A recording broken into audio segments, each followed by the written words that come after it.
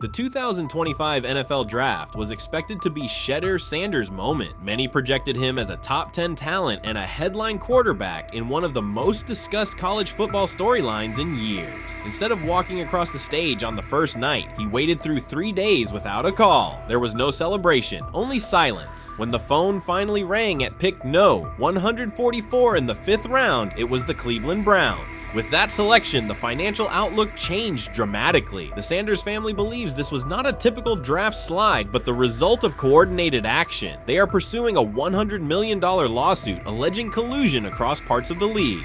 In the months before the draft, Sanders was consistently discussed among the top quarterbacks in the class. Television and digital analysts praised his poise, accuracy, leadership, and command. Scouts highlighted a 74.1% completion rate, record-setting stretches at Colorado, and his rise from an HBCU star to a national figure. Consensus expectations placed him in the first round or early second. Draft night unfolded differently. As picks accumulated, there was little indication that his name would be called. The atmosphere at his private gathering shifted from anticipation to doubt. When the Browns selected him late on day 3, projections for his first contract dropped from an estimated range in the mid-$30 million to approximately $4.6 million, with corresponding reductions in likely endorsements and long-term positioning. According to Deion Sanders and others close to the family, this was not about performance, injury, or conduct. They argue it was coordinated. Attorneys were contacted immediately. The allegation is straightforward. Sanders' value was suppressed intentionally. The family's position is that this was a calculated decision within parts of the league, not an isolated set of evaluations. The legal claims focus on communications that, if authenticated, could be significant. Internal emails, text messages, and owner-to-owner conversations. The family's representatives contend that these materials show a deliberate effort to avoid drafting Sanders in early rounds based on perceived image concerns rather than football merit. One message reportedly under review framed the decision in branding terms. Drafting Shedeur would mean inheriting the Prime brand. The complaint asserts that this view led some teams to discourage others from selecting him unless necessary, not for film-based reasons, but to avoid perceived attention and external pressure tied to his family's profile.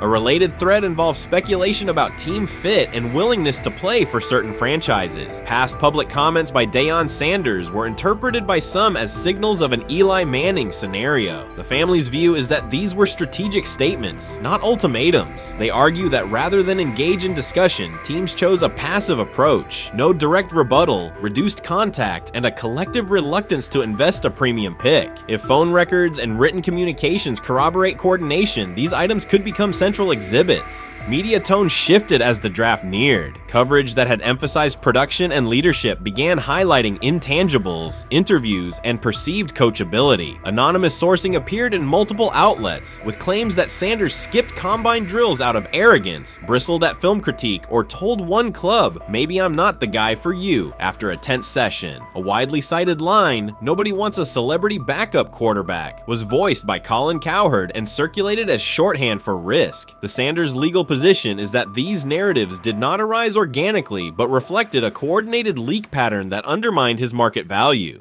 The family's contention is that this was primarily about control and compliance rather than football ability. They point out that Sanders did not fail a drug test, was not suspended, and did not produce poor athletic testing. His college resume included elite stretches and significant program elevation at 2 stops. The legal claim asserts that the league's power structure resisted a high-profile player aligned with a high-profile parent coach and an independent media presence. The allegation is that teams sought to avoid the perceived complexity that would come with selecting him early. The financial impact is a core component of the damages claim. Had Sanders been selected late first or early second round, projected 4-year compensation would likely have fallen between $30 to $35 million, with immediate access to higher tier endorsement opportunities and the brand leverage that accompanies a franchise quarterback designation. As a 5th round pick, the initial contract value is a fraction of that total, and associated off-field opportunities are typically narrower. The suit reportedly seeks not only lost salary, but also the broader economic value linked to draft position, sponsorships, licensing, and the visibility that accelerates an early career trajectory.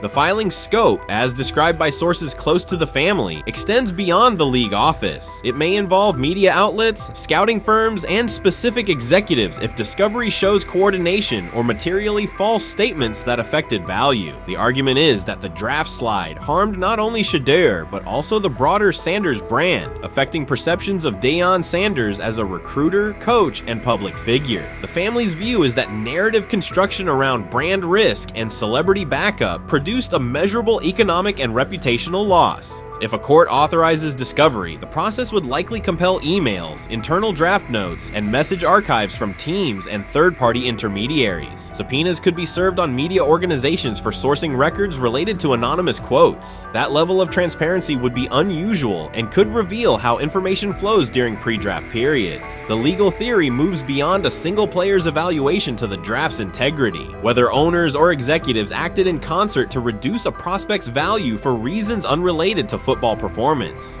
The league has not publicly addressed these specific allegations. Background comments from executives characterize the claims as overreach. The family's camp maintains they have documentation sufficient to proceed. The comparison points referenced by observers include Deflategate, Spygate, and the Colin Kaepernick grievance, not because the facts are the same, but because of the potential scope, policies, practices, and the balance of power between the league and individuals challenging its processes. Another dimension of the dispute involves how the NFL perceives Deion Sanders, Coach Prime, and the autonomy he promotes. He built a large media footprint around his programs at Jackson State and Colorado, elevated his players' profiles, and spoke openly about fit and leverage. The family contends that this visibility, combined with statements about preferred destinations, triggered resistance. The complaint frames the response as a preference for compliance and predictability over independent branding and public negotiation. The suit also addresses the pre-draft decisions that critics point to: skipping the Senior Bowl, declining full workouts at the NFL Scouting Combine, and candid interviews about team fits. The family characterizes these as strategic choices commonly made by top prospects, not evidence of entitlement. Their view is that similar decisions by other players did not produce the same narrative because those players fit more comfortably within league expectations. The risk calculus is clear. Bringing a suit of this magnitude invites professional consequences. The family acknowledges that some within the league may react negatively. Their position is that the principle at stake, transparent and fair valuation, warrants the risk. The message they intend to send is that manufactured narratives and coordinated devaluation should face scrutiny, particularly when they affect earnings, opportunity, and reputation. If the case advances, several outcomes are possible. The court could find insufficient evidence of coordination, limiting the scope to individual judgments protected as opinion. It could also find enough to proceed to broader discovery, which would have implications beyond one player, including potential changes to how teams document evaluations and how media handle anonymous sourcing close to the draft. Agents might push for reforms, including clearer guardrails around leaks and standardized prospect communication records. For now, Sanders is working within the Browns structure. He has avoided public escalation beyond confirming focus on preparation and development. The lawsuit is a separate track managed by counsel. This dual approach, professional routine on the field and legal action off it, reflects the family's strategy. They intend to contest the process they believe harmed him while meeting club expectations day to day. The core allegations remain consistent across their statements. A talented quarterback saw his draft value suppressed by coordinated behavior tied to branding concerns and public positioning rather than football merit. Media narratives amplified that shift, and the result was a substantial, quantifiable loss. The remedy sought includes compensation and a measure of accountability that could deter similar conduct. Whether the claims are ultimately proven will depend on documentation and testimony. If emails, texts, and call logs substantiate coordination, the impact could be significant, prompting policy review around pre-draft communications and media engagement. If not, the case may narrow to disputes over opinion, perception, and the gray areas of scouting. Either way, the filing signals a willingness to confront entrenched practices and to test in court how far the process extends beyond film and interviews. This situation has moved from speculation to litigation. It addresses control, image, and power in a system that influences careers and compensation. It also underscores how public narratives can shape market outcomes. Sanders' path now has two tracks: earning opportunities on the field in Cleveland and seeking redress off the field for what the family views as an avoidable and orchestrated loss. The questions at stake are larger than one draft slot. They touch on how the league values independence, how information is weaponized, and what recourse exists when a player believes the evaluation moved from football to optics. The answers will emerge through practice reps and, potentially, through discovery and a courtroom record. Urban Meyer's roster history underscores the absurdity.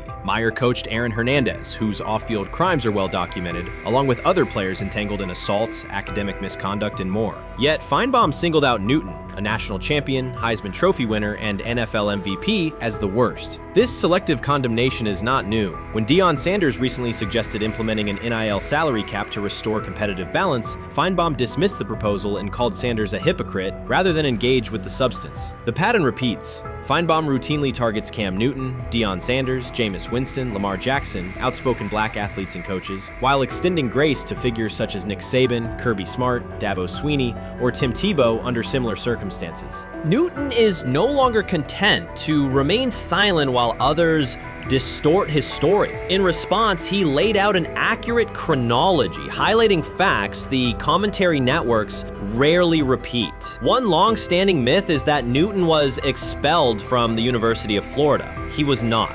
Tim Tebow held the starting job unchallenged, and Meyer had no intention of displacing his star. Like thousands of athletes each year, Newton transferred to find a place where he could play. The move was strategic, not disciplinary. He is, with 3-2-2-5-3-17 to transfer to and Moorbeck, Meyer was. Critics habitually resurrect the 2008 laptop incident to tarnish Newton's entire career. Newton has acknowledged the mistake, but its relevance is overstated. The incident did not prompt his transfer, nor did it derail his trajectory. After leaving Florida, Newton enrolled at Blinn College, a Texas JUCO powerhouse, and led the Buccaneers to a national championship while posting dominant statistics. That performance earned him the opportunity to transfer to Auburn. At Auburn, Newton produced one of the most extraordinary single seasons in collegiate history. More than 4,000 yards of total offense, 50 combined touchdowns, an SEC title, a national championship, and the Heisman Trophy. Achievement compressed into a single year under intense scrutiny. Even that landmark season is recast by Feinbaum as a cautionary tale.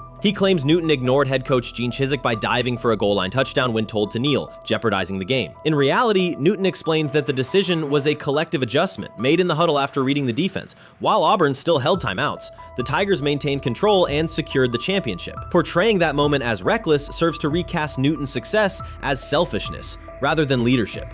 Feinbaum's approach to Sanders reflects the same dynamic. When Sanders urged a structured NIL ceiling to protect athletes and stabilize rosters, Feinbaum immediately labeled him hypocritical. Yet when Saban or Swinney voice identical concerns, Feinbaum frames them as thoughtful guardians of the sport. The inconsistency reveals that the determining factor is not the argument but the identity of the speaker. Unapologetic black leaders who control their narratives, challenge entrenched hierarchies, and Feinbaum's commentary often functions as a check on that influence. Newton countered Feinbaum's latest attack with a concise statement. "You're lying, Paul. Please stop." Behind those words lay a broader indictment of the media machinery that weaponizes half-truths. By calling Newton the worst player Meyer coached, Feinbaum was seeding doubt among fans, front office evaluators, and future historians. Newton, now an established media presence and entrepreneur, no longer depends on traditional outlets to correct the record. He reminded audiences of three essential truths. He departed Florida on his own terms, he led Auburn with support from coaches and teammates, and he captured every major accolade available in college and professional football without conforming to prescribed expectations. An unspoken rule lingers in American sports discourse. Black athletes may excel, but must do so quietly, gratefully, and without highlighting systemic inequities. Newton broke that expectation early by celebrating with unreserved joy, answering questions candidly, and refusing to minimize his personality. For some commentators, that confidence is reinterpreted as arrogance. Feinbaum's repeated attempts to undermine Newton follow a familiar script of policing behavior rather than analyzing performance. Yet legacy rests not in a pundit soundbite, but in tangible achievements and public memory. Newton's resume, Heisman winner, national champion, NFL MVP, speaks for itself. Millions of fans witnessed his impact on Saturdays and Sundays. Countless young quarterbacks saw someone who looked like them redefine the position's possibilities. The same is true for Sanders, whose player-first coaching philosophy and media savvy continue to influence college football's direction. Feinbaum's commentary cannot erase these realities. Newton, Sanders, Winston, Jackson, and others have already secured their places in football history. By publicly confronting misinformation, Newton set a precedent for athletes who now possess the platforms and technology to present their stories unfiltered. The microphone no longer belongs exclusively to legacy broadcasters. Newton holds it now, and he intends to keep it. A decisive shift that reduces the gatekeeper's influence and ensures that accomplishments are judged on merit rather than narrative manipulation.